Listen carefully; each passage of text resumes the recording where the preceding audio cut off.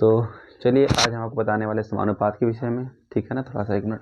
हाँ, तो समानुपात टॉपिक से कि किसी भी नंबर को मतलब कि जो भी पद में दिए गए 5, x और 7 और 10 में इसको कैसे समानुपात में बदलेंगे, 3, 6, y और 8 को कैसे समानुपात में बदलेंगे, 7, 11 और z और 9 कैसे समानुपात में बदलेंगे, हम इस वीडियो में पूरा क्लियर से कर लेंगे। तो सबसे पहली बात, अगर समानुपात में आपको बदलना है तो चीज़ों को समझेंगे बारीकी से कि समानुपात पहले होता क्या है। जैसे हमने कहा a/b, ठीक है ना, और ये c/d के अगर बराबर है तो हम कहेंगे समान अनुपात में है। अगर a/b है और c/d के बराबर है तो हम कहेंगे समान अनुपात में है।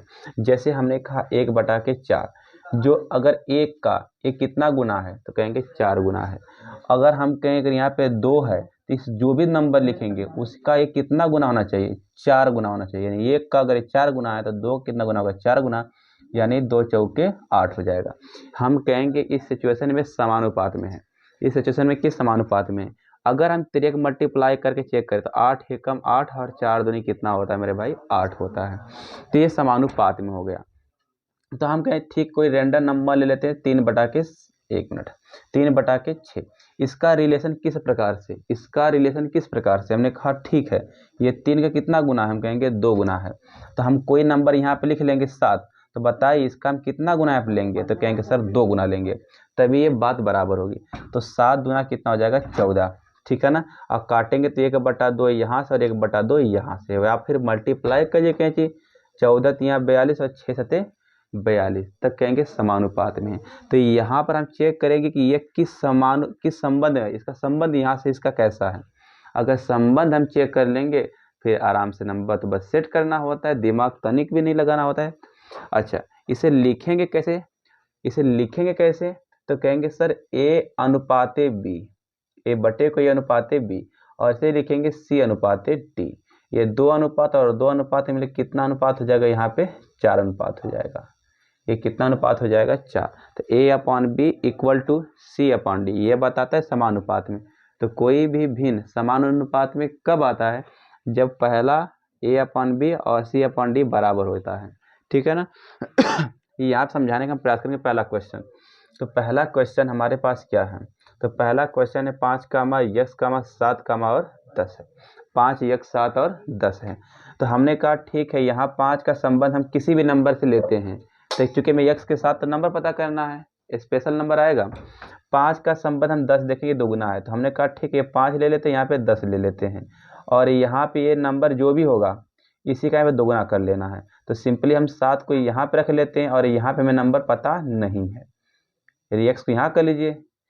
देखिए जो हम कहें कि सर ऐसे भी तो कर सकते हैं ना कि पहले x फिर 7 कर ले, ऐसे भी तो हो सकता है पहले x फिर 7, तो गड़बड़ आ जाएगा, नीचे डबल होना चाहिए। हम कहेंगे सर अगर ऊपर 5 है तो नीचे डबल है, यानी जो भी नीचे उसका ऊपर वाला आधा है, नीचे वाला का आधा करेंगे तो आधा करने में मान किस में आ जाएगा, दशमलव में। और समानुपात कहता है दशमलव में नहीं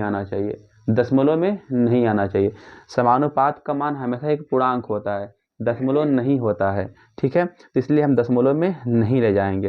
तो 7 है और 7 के यहाँ डबल करेंगे तो पूर्णांक एक नंबर आता है, पूरा अंक आता है। 7 का डबल कितना होता है भाई, तो 7 दूनी कितना होता है, 14। कैंची गुणा करा के चेक करो, 14 × 5 = 70, 7 × 70। समानुपात बनाएंगे तो 5:10, और इस यहाँ पे हम कर लेंगे समानुपात, ठीक है। यस की जगह क्या कर लेंगे, यक्स की जगह हम बात करते हैं तो यक्स के जगह पे हम बदलेंगे नहीं, तो यक्स की जगह नहीं, यहाँ पे हम नंबर क्या भरेंगे, 7, समानुपात में 7, और यहाँ पे हम क्या रखेंगे 7/14। अरे 5/10 यानी 5:10 यहाँ से हो गया। 7/14 का मतलब 7:14 हो गया, यानी उस यक्स का मान क्या होगा यहाँ पे, तो यक्स का मान हो जाएगा 14, ठीक है ना। आगे के प्रश्न को हम देखते हैं, इसलिए हम 5 प्रश्न लिए ताकि आपको हमें पता है कि एक प्रश्न समझने में आपको दिक्कत हो सकती है, एक प्रश्न को समझने में आपको दिक्कत हो सकती है, इसलिए मैंने 5 प्रश्न लिए हैं। तो चलिए हम इसको समझते हैं बढ़िया से। दूसरे प्रश्न को, 3, 6, y और 8। 3 का संबंध 6 से बड़ा अच्छा है, तो हम कहेंगे ठीक है 3/6, 3 का डबल क्या है 6, तो ऊपर वाला जो भी नंबर लिखेंगे नीचे वाला डबल करेंगे, तो यानी ये 8 है, तो 8। अब यहाँ पे लिख लेते हैं y, ठीक है, यानी इसका डबल कर लेंगे। 3 का डबल 6 है, तो 8 का डबल कितना हो जाएगा, 16, बस हो गया। y का मान कितना आ गया 16। तो 3 इसे अगर समानुपात के तौर पर ना 3 समानुपाते 6 संबंधे, ठीक है ना, 8 अनुपाते 16, ये हो गया। बाय पदों का 16 तियां 48 और 8 छक्के 48 इज द करेक्ट आंसर। तो ये हो गया हमारा। नेक्स्ट प्रश्न को हम हल करते हैं। तो 7 और 21 14। तो अगर हम देखें 7 का संबंध 21 से किस प्रकार से है, तो कहेंगे 7 का संबंध 21 से इस प्रकार है कि ये 3 संबंध, मतलब ये 3 गुना है, यानी 7 का कई गुना है, ये 7 का 3 गुना करने पर 21 आता है। तो हम कहेंगे ठीक है, ये अगर 9 ऊपर लिख लेते हैं तो सिर्फ 9 का हमें 3 गुना करना रह जाएगा। 9 का हमें क्या करना रह जाएगा, 3 गुना करना रह जाएगा, यानी कितना हो जाएगा यहाँ पर। तो हम कहेंगे सिंपल सी बात है, 9 त्रिक कितना हो जाएगा 27। कैंची गुणा कर लीजिए, आराम से एक ही आंसर आएगा। अगर इसे समानुपात के तौर पर लिखना है 7/21, 7:21 समानुपाते 9:27 इज अ करेक्ट आंसर। अरे भाई इतना ही बस करना था यहाँ पर, ठीक है। अब हम आगे थोड़ा सा बढ़ते हैं। तो ये था समानुपात का मोटी मोटा मतलब। अब हम बात करते हैं क्वेश्चन नंबर 11 की तरफ, अरे सर क्वेश्चन नंबर 4 की तरफ। तो ये 11 कामा क्या है हमारे पास 22 और कामा 4 और कामा पी। हमें पी का मान बताना था। हम कहेंगे 11 का संबंध 22 से बड़ा गजब का है, 11/22, ठीक है ना। किस तरह का संबंध है कि 11 का दुगुना करने पर आता है 22। तो हम कहेंगे ऊपर 4 लिख लेंगे, इसका डबल करने पर आ जाएगा क्या, यहाँ पे पी हो गया, तो इसका डबल करेंगे तो क्या आ जाएगा मेरे भाई 8 आ जाएगा। तो 11 8 88 और 22 चौक 88। अगर इसे समानुपात तो लिखना तो 11 समानुपाते 22 संबंधे 4:8, यानी पी का मान कितना ऐसा हो जाएगा। तो हम कहेंगे पी का मान 8 हो जाएगा। पी का मान कितना हो जाएगा 8, और लिखेंगे ऐसे। तो आपको लिखना आना चाहिए। और अगले हम प्रश्न पे बात करते हैं थोड़ा सा। तो देखिए रीजनिंग टाइप प्रश्न होते हैं, थोड़ा सा माइंड कैलकुलेशन करना होता है, कुछ नहीं। हमें 2 नंबर का एकदम एकदम करेक्ट संबंध ढूंढना पड़ता है, ठीक है। हम क्वेश्चन नंबर 5 की बात करते हैं, 12:1 से। तो हम कहेंगे ठीक है 12 का संबंध 24 किस प्रकार है। तो कहेंगे सर 12 का ये डबल है 24। तो हम कहेंगे ठीक है, तो 12 और 24 को उतार दो, ये 12 का डबल है, ठीक है ना। ये ऊपर 12 तो नीचे डबल है। तो हमने कहा ठीक है, ऊपर जो भी नंबर रहेगा उसका नीचे डबल होगा।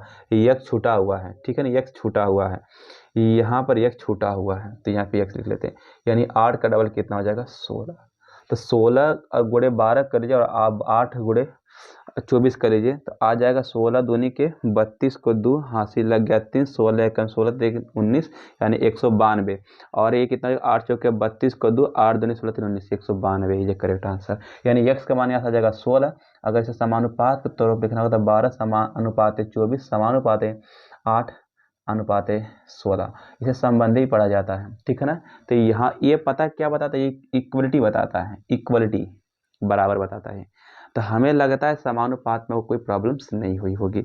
और वीडियो को मैंने 5 क्वेश्चन के साथ बड़ा इत्मीनान के साथ समझाया है, और आपको जरूर समझ में आया होगा। अब मैं कुछ क्वेश्चन लिख रहा हूँ, आपको उस संबंध का जवाब मुझे कमेंट बॉक्स में देना है, और इत्मीनान से हर क्वेश्चन का जवाब मुझे दीजिएगा, ठीक है ना। चलिए क्वेश्चन फर्स्ट है आपके पास हमारा 3, 6, x और 9। पहला क्वेश्चन तुम्हारे सामने। क्वेश्चन नंबर 2 हमने कहा 7 p और 42 और 9। तो हमें p का मान बताना है और इसके समानुपात के रूप में लिखना है। क्वेश्चन नंबर 3 5, 4, 10 और n। 4 प्रश्न का है 12, 11, 22 और x। क्वेश्चन 5 3, 7, 14 और x।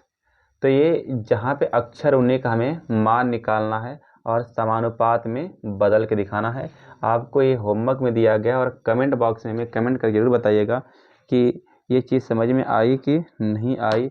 अगर समझ में आ गई होगी तो वीडियो का लाइक शेयर एंड कमेंट करना ना भूलिएगा। और ऐसे छोटे छोटे पॉइंट को सीखने के लिए, ठीक है ना, मुझे संपर्क जरूर कर सकते हैं। तो मिलते किसी नए वीडियो के साथ। आज एक छोटा सा टॉपिक था, किसी की डिमांड थी तो किसी की डिमांड को मैंने पूरा किया है, तो इसके लिए धन्यवाद। ठीक है ना, मिलते किसी नए वीडियो के साथ।